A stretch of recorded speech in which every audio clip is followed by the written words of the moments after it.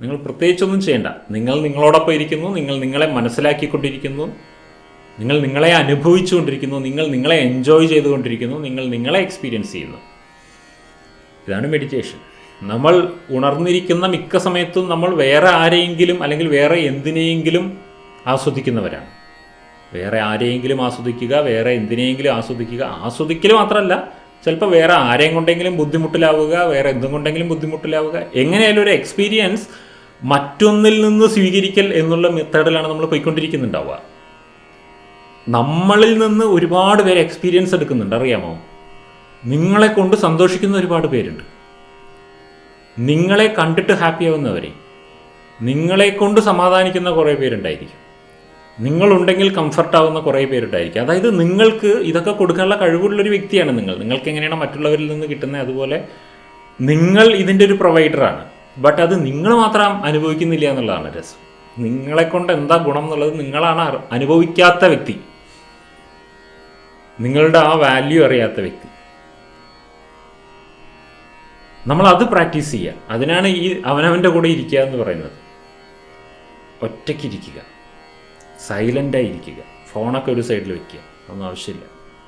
അവനവനെ എക്സ്പീരിയൻസ് ചെയ്യുക. അവനവൻ്റെ മനസ്സിനകത്ത് എന്താ സംഭവിച്ചുകൊണ്ടിരിക്കുന്നത്, അവനവൻ്റെ സങ്കല്പങ്ങൾ, എല്ലാത്തിനെയും ഒന്ന് ഒബ്സർവ് ചെയ്യുക. ബ്രീത്ത്, ഹാർട്ട് ബീറ്റ്, ഇതിനെയൊക്കെ ജസ്റ്റ് ബി വിത്ത് ദാറ്റ്. ഒന്നും ചെയ്യാനൊന്നുമില്ല, be with that, be with yourself. ഇതാണ് മെഡിറ്റേഷൻ.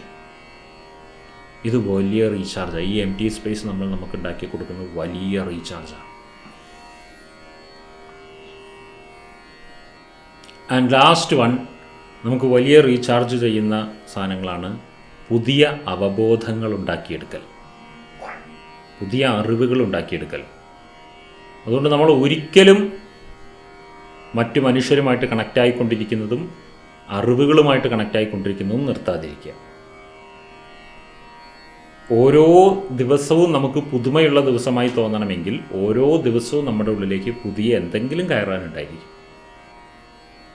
ഇന്നലെ നമ്മളുടെ ഉള്ളിലുള്ള അതേ അറിവ് കൊണ്ടാണ് നമ്മൾ ഇന്നും ജീവിക്കുന്നതെങ്കിൽ നമ്മളുടെ ഇന്ന് വേസ്റ്റായിപ്പോയി എന്ന് ചിന്തിക്കുന്ന ഒരാളാണ് ഞാൻ.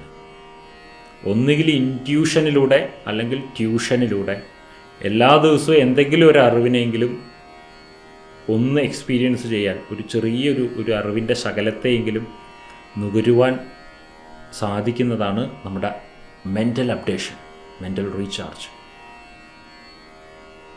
അതിന് നമ്മൾ ഒന്നുകിൽ സ്ഥിരം എല്ലാവരും ചെയ്യുന്നത് എന്താ, യൂട്യൂബിൽ എന്തെങ്കിലുമൊക്കെ വീഡിയോ കാണാം അല്ലേ, അതാണ് ചെയ്യാറുള്ളത്.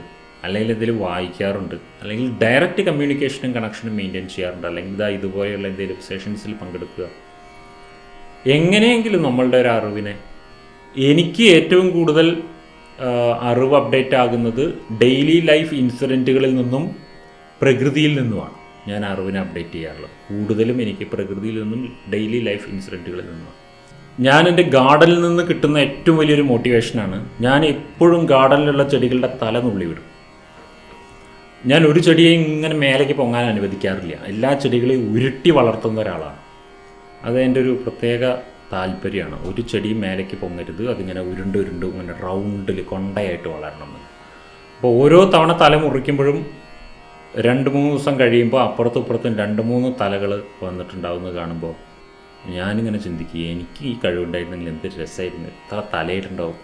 ഞാൻ മുറിച്ച് വളർത്തിയാനത്. എന്നാൽ പിന്നെ അപ്പം ഞാനൊരു രാവണനായിട്ടുണ്ടോ? അപ്പോൾ ഞാൻ മനസ്സിലാക്കും, നമുക്ക് തല ഇങ്ങനെ നുള്ളി വളർത്താൻ പറ്റില്ല. ബട്ട് നമ്മുടെ ഐഡിയാസ് ഉണ്ടല്ലോ, തലയിൽ പ്രവർത്തിക്കുന്ന സാധനങ്ങൾ, ആശയങ്ങൾ നുള്ളപ്പെടുമ്പോഴാണ് കൂടുതൽ ആശയങ്ങൾ ഉണ്ടാവുന്നത്. ഞാൻ ഗാർഡനിൽ നിന്ന് ഇരുന്ന് ചിന്തിക്കുന്ന കാര്യങ്ങളാണ് ഇതൊക്കെ. ഞാനൊരു വേദിയിൽ ഒരു കാര്യം സംസാരിച്ചപ്പോൾ മുന്നിലിരിക്കുന്ന ആളുകളൊക്കെ അതങ്ങോട്ട് എടുത്ത് വിഴുങ്ങിയിട്ട് കൈയടിച്ചിട്ട് അടിപൊളി എന്നൊക്കെ പറഞ്ഞാൽ ഞാൻ അവിടെ ലെവലേശം വളരാറില്ല. ഞാനിങ്ങനെ കണ്ടില്ലേ ഞാൻ സംഭവമാണ് എന്നൊക്കെ പറഞ്ഞിട്ട് പോവാണ് ചെയ്യുക. ബട്ട് ഏതെങ്കിലും ഒരു വേദിയിൽ വെച്ച് ഞാൻ സംസാരിക്കുന്ന ഏതെങ്കിലും ഒരു ആശയം ക്വസ്റ്റ്യൻ ചെയ്യപ്പെട്ട ദിവസം ഞാൻ ഒരുപാട് വളർന്നിട്ടുണ്ട്. അതായത് എൻ്റെ ആ ആശയം എന്ന തലയെ നുള്ളി ആരോ മുറിച്ചു കളഞ്ഞു. അങ്ങനെ പറഞ്ഞാൽ എങ്ങനെ ശരിയാവുക, അതിങ്ങനെയല്ലേ കിടക്കുന്നത് എന്ന് പറഞ്ഞിട്ട് വേറൊരു ഡൈമെൻഷനിലുള്ളൊരാശയം എനിക്കിട്ട് തരും. അപ്പോൾ ആ നിമിഷത്തിൽ ഞാൻ എൻ്റെ ആശയത്തിലേക്ക് പുതിയ ഒരു ആശയം കൂടെ ആഡ് ചെയ്യാൻ ബാധ്യസ്ഥനായി, ചിന്തിക്കാൻ ബാധ്യസ്ഥനായി. അപ്പോൾ എൻ്റെ തലകൾ അങ്ങനെ നുള്ളുമ്പോഴൊക്കെ 10 തലകൾ എനിക്ക് അവിടെ മുളച്ചിട്ടുണ്ട്. അപ്പോൾ അറിവുകൾ നമ്മൾ അപ്ഡേറ്റ് ചെയ്യണം. അതാണ് ഞാൻ പറഞ്ഞു വന്ന കാര്യം. എപ്പോഴും പുതിയ പുതിയ ജീവിതത്തിന് വേണ്ട പുതിയ പുതിയ അറിവുകൾ നമ്മളിങ്ങനെ ഉണ്ടാക്കിക്കൊണ്ടിരിക്കണം. കാലഘട്ടത്തിനനുസരിച്ച് അപ്ഡേറ്റ് ആവാത്ത ഒരു തലയും കൊണ്ടാണ് നിങ്ങൾ ജീവിക്കുന്നതെങ്കിൽ കാലം നിങ്ങളിരിക്കുന്ന പൊസിഷനിൽ നിന്നും തുടച്ചു നീക്കും. ഇത് മനസ്സിലാക്കുക.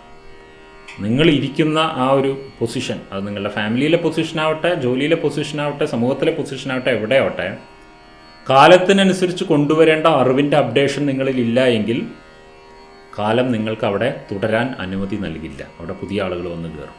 നിങ്ങൾ ബാധ്യസ്ഥരാണ് നിങ്ങളെ അപ്ഡേറ്റ് ചെയ്യുക.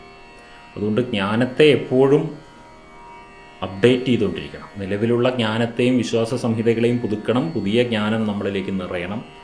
ഇത് അനിവാര്യമാണ്.